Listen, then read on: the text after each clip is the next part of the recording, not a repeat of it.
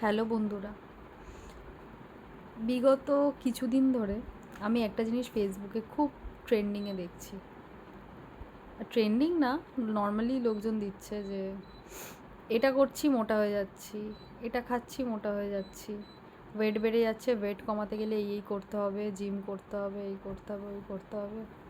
না, আমি বুঝতে পারছি না যে আমি সারা জীবন ধরে জাঙ্ক ফুড, ফাস্ট ফুড, যত রকমের উল্টোপাল্টা খাবার দাবার, গাদা গুচ্ছের মাখন, ঘি, যত যেগুলো খেলে আর কি ওয়েট বাড়ে, সারা জীবন তো ভালো মন্দ খেয়ে এলাম, কোনো ডায়েটের কিচ্ছু নেই, যত আনহেলদি খাবার খেয়ে এলাম, কোল্ড ড্রিঙ্কস থেকে শুরু করে এভরিথিং।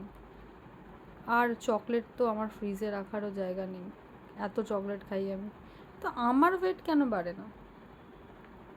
মানে তোরা কি খাস, জলের মধ্যে কি দিয়ে খাস যে তোরা জল খেলেও ফুলে যাস? আমাকে একটু বল না রে, আমি সেটা খাবো আর কি। মানে আমার তো ওয়েটের কোনো হেরফেরই হয় না। আমি যাই খেয়ে নিই দেখেছি, মানে রেজাল্ট হচ্ছে আমার পেট খারাপ করে যাবে, ডিহাইড্রেশন হয়ে যাবে, বমি শুরু হয়ে যাবে, কিন্তু গায়ে তো কিছু লাগে না।